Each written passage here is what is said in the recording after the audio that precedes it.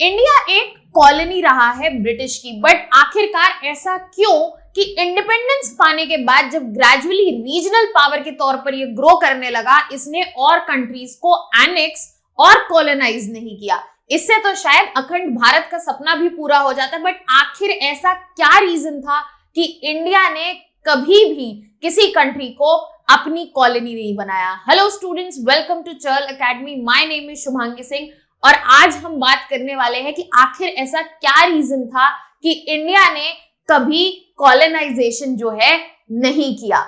यहाँ पर हम पहले बात कर लेते हैं दिवाली की, और मैं यहाँ पर दिवाली की हार्दिक शुभकामनाएं सारे ही स्टूडेंट्स को देना चाहूंगी और ये बताना चाहूंगी कि दिवाली जिसको हम फेस्टिवल ऑफ लाइट्स मानते हैं, चहल एकेडमी जो है ये लाइट ब्राइटन अप करना चाहती है आपके प्रिपरेशन की, जिसके लिए यहाँ पर डिस्काउंट जो है चहल एकेडमी स्टूडेंट कम्युनिटी के लिए लाई है। UPSC IAS online foundation batch is available only for 49,999, जिसमें आपको 50% डिस्काउंट मिल रहा है, और UPSC IAS recorded foundation batch is available only for 19,999।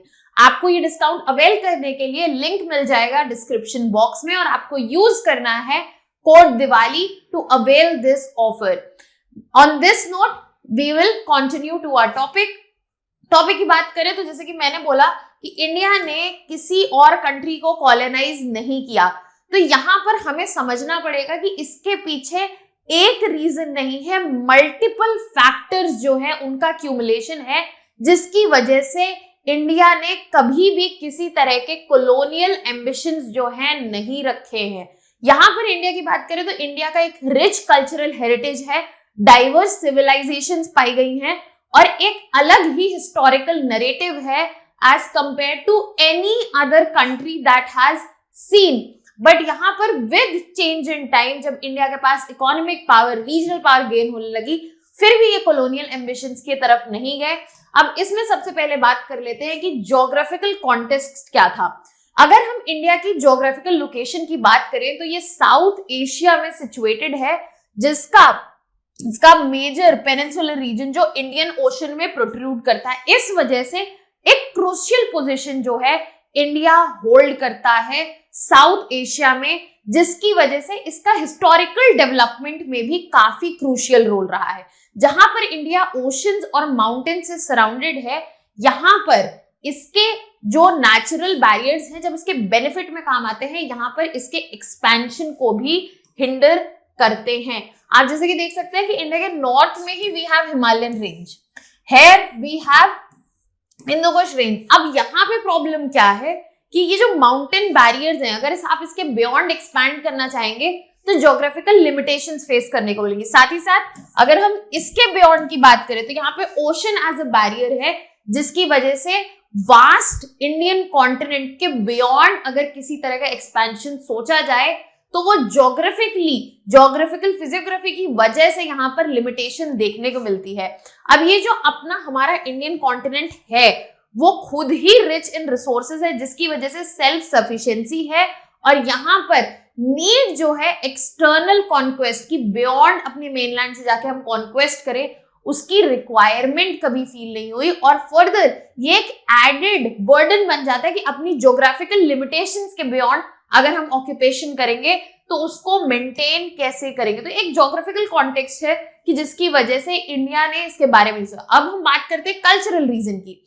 India में multiple cultures, multiple dialects, language, religions देखने को मिलते हैं, और ये जो डाइवर्सिटी है जिसकी वजह से हम strong sense of identity, unity में बिलीव करते हैं, जो दर्शाती है यहाँ पर जरूरी है कि इस पर्टिकुलर कंट्री में इनका को एग्जिस्टेंस बना रहे।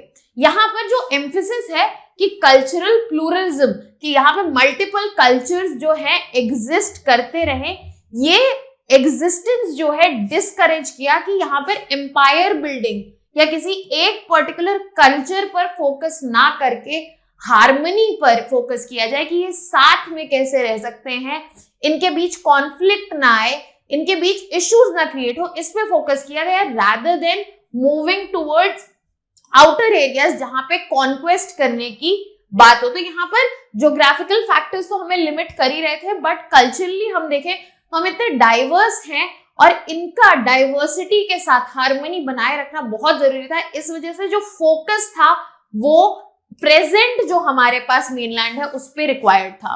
अब अगर हम बात करें हिस्टोरिकल एम्पायर्स की, तो इंडिया की हिस्ट्री में ढेर सारे बड़े बड़े एम्पायर्स देखे। हम एंशिएंट से आके मिडीवियल और फिर मॉडर्न तक जाएं तो हमने यहाँ पर हिंदू किंग्स देखे हैं, हमने अशोकन एम्पायर देखा है, हमने उसके बाद मुगल एम्पायर देखा है, हमने यहाँ पे ब्रिटिश रूल भी देखा है। और यहाँ पर जो सेवरल पावरफुल एम्पायर्स थे वो फेल होते हुए बढ़ते हुए दोनों तरीके से दिखे। बट यहाँ पर हमें देखना होगा कि जितने भी एम्पायर्स थे उनका फोकस क्या था कि इंटरनल गवर्नेंस कैसे रहे और कल्चरल फ्लरिशिंग कैसे हो। तो यहाँ पे हिस्ट्री से सीखने वाली बात है कि लीडर्स जो थे इंडिपेंडेंट इंडिया के, उन्होंने प्रायोरिटाइज किया कि भाई इंटरनल एडमिनिस्ट्रेशन जो है वो जरूरी है, ट्रेड जरूरी है ताकि जो हमारी कंट्री है वो फ्लरिश करे, फॉरेन कॉन्क्वेस्ट जरूरी नहीं है। और यहाँ पर एक प्रेसिडेंट सेट करने की कोशिश की गई कि कॉलोनियल एम्बिशंस की जरूरत नहीं है, हमारा जो अपना इस वक्त ज्योग्राफिकल बाउंड्री है, हमारी जो कल्चरल आइडेंटिटी है, हमारी जो गवर्नेंस है, उस पे फोकस की जरूरत है।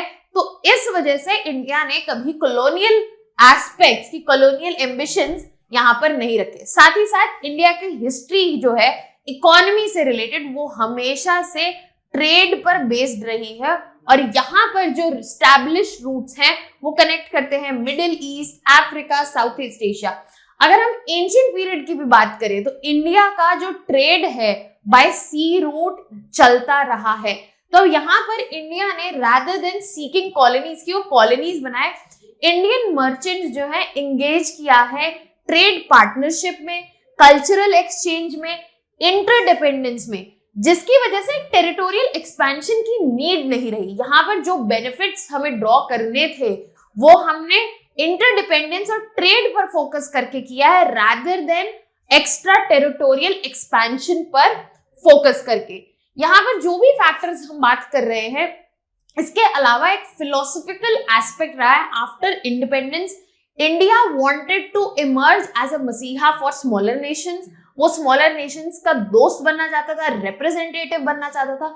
और ऐसी कंट्री जो एक्स्ट्रा टेरिटोरियल एक्सपेंशन कर रही है वो स्मॉलर नेशंस के फ्रेंड नहीं माने जाएंगे। इसका एक बहुत ही बेहतरीन एग्जांपल है 1971 का जो इंडो पाक वॉर हुआ था जिसमें बांग्लादेश को लिबरलाइज किया गया था। उसमें इंडिया का एक अल्टीमेट अपर हैंड था। उसके बावजूद इंडिया ने ह्यूमैनिटेरियन कॉज दिखाते हुए ना कि सिर्फ टेरिटरीज वापस की, प्रिजनर्स ऑफ वॉर को रिलीज किया और इसके अलावा बांग्लादेश में कोई टेरिटोरियल एक्सपेंशन भी नहीं किया। तो इंडियन फिलॉसफी जो है वो रूटेड है कॉन्सेप्ट में जैसे कि धर्मा, अहिंसा, जिससे डिस्करेज होता है एग्रेशन। अब ये जो फिलोसॉफिकल टेनेट्स हैं उन्होंने एक वर्ल्ड व्यू जो है वो बनाया है जिसमें पीस और कोएग्जिस्टेंस जो है वो प्राइमरी है और यहाँ कॉन्क्वेस्ट, एक्स्ट्रा टेरिटोरियल एक्सपेंशन जो है उसका डिटर करते हैं बिकॉज वो अग्रेशन से रिलेटेड है। तो यहाँ पर इसमें प्रेफरेंस किस चीज को दी गई है? डिप्लोमेसी और कल्चरल एक्सचेंज। ये इन पे फोकस करके देश जो है अपनी फिलॉसफीज जो आती रही है एंशिएंट पीरियड से जैसे कि धर्मा, अहिंसा, इन पे फोकस करना चाहता है, ना ही कि अहिंसा और अपना जो फिलोसफिकल बिलीफ है उसको ऑल्टर करना चाहता है। तो यहाँ पर हमने मल्टीपल डिमेंशंस के थ्रू समझा कि क्यों ऐसा हो रहा है। इसके अलावा इंडिया की जो अपनी लर्निंग्स रही हैं, जब कॉलोनियल एरा चल रहा था, जब इंडिया एक कॉलोनी थी ब्रिटेन की, यहाँ पर कई नेशंस ने कोशिश की है कि अपने एम्पायर्स इंडिया में बनाए और इंडिया का एक्सप्लॉयटेशन हुआ है as a colony rather than यहाँ पर जहां पर वो बेनिफिट्स एक्सपेक्ट कर सकते थे, यहाँ पे इंडिया का कॉलोनियल एक्सप्लॉयटेशन देखा गया है। तो इंडिया इस लर्निंग से भी, ये ब्रिटिश राज जो हमने देखा है उससे भी एग्जाम्प्लीफाई होता है कि इंडिया एक विक्टिम रहा है कॉलोनियल एक्सप्लॉयटेशन का, कॉलोनियल एम्बिशन का, जिसकी वजह से इंडिया जो है ये फर्दर कंटिन्यू नहीं करना चाहता बाकी नेशंस के साथ और अपना स्टांस जो है क्लियर रखना चाहता है। और यहाँ पर इंडिया अपनी सेपरेट आइडेंटिटी और स्टांस क्रिएट करना चाहता है ग्लोबल एग्जिस्टेंस का, जहां पर ये अपनी फिलॉसफी में extra territorial expansion, imperialistic traditions को प्राइमरी फोकस नहीं देता है। Now that we have understood कि यहाँ पर क्या क्या रीजंस रहे हैं, इसके मॉडर्न इम्प्लीकेशंस की अगर हम बात करें तो इस वक्त इंडिया जो है वो इमर्ज हो चुका है एज अ ग्लोबल प्लेयर। और यहाँ पर हम अगर देखें कि ये किस वजह से हुआ है, it has not been because of aggressive power, it has been because of soft power. ये मिलिट्री कॉन्क्वेस्ट की वजह से, मिलिट्री पावर की वजह से नहीं हुई, ये डिप्लोमेसी एंड कल्चर को यूज करते हुआ है। यहाँ पर मेजर फोकस जो रहा है एट प्रेजेंट, जो इंडिया की स्टैंडिंग है वो डिप्लोमेसी, कल्चरल एक्सचेंज और इकोनॉमिक पार्टनरशिप पे रहा है, जो कि क्लियरली रिफ्लेक्ट करता है जो इंडिया का लॉन्ग स्टैंडिंग एथोस था कि हम कॉलोनाइजेशन नहीं करेंगे, जिससे इंडिया इमर्ज होती है as a model for cooperative, जहां पे इंटरनेशनल रिलेशंस कोऑपरेटिव बने रहे और फिर भी आप as a global player emerge करते रहे। तो इंडिया का जो ये पूरा प्रिंसिपल रहा है वो मॉडर्न टाइम में बेनिफिट रीप कर रहा है, जहां पे इंडिया एक काफी बड़ी ग्लोबल पावर मानी जाती है, जहां पे एट प्रेजेंट कोई सुपर पावर एग्जिस्ट नहीं कर रही है। India is emerging not only as a highly developing economy but also as a global super power, जिसका यहाँ पर अभी तक हिस्टोरिकल कॉन्टेक्स्ट में, कल्चरल डाइवर्सिटी में, जिस रीजन से यहाँ पर एक अपने आप को नॉन कोलोनाइजिंग पावर दिखाया, वो प्रूव करता है कि आप कोलोनाइजेशन किए बिना भी फर्दर प्रोग्रेस कर सकते हैं, कोऑपरेटिव इंटरनेशनल्स के साथ, डिप्लोमेसी के साथ, कल्चरल एक्सचेंजेस के साथ। Whenever we are talking about such topics, they make much more sense if you are understanding them with all dimensions। जब आप इनके सारे dimensions समझने की कोशिश कर रहे हैं, क्योंकि आपके एग्जाम के पर्सपेक्टिव से ये बहुत इंपॉर्टेंट हो जाते हैं। आई वुड सजेस्ट स्टूडेंट्स कि इन एक पर्टिकुलर टॉपिक्स को सिर्फ हिस्ट्री या कल्चर के कॉन्टेक्स्ट से ना देख के, या इंटरनेशनल रिलेशन के कॉन्टेक्स्ट से ना देख के, एक ओवरऑल कॉन्टेक्स्ट में देखने से आपको एग्जाम के रूप में काफी हेल्प मिलेगी। So that was all from my side. For more such videos and content related information, please subscribe to our YouTube channel. That was all from my side. Thank you so much.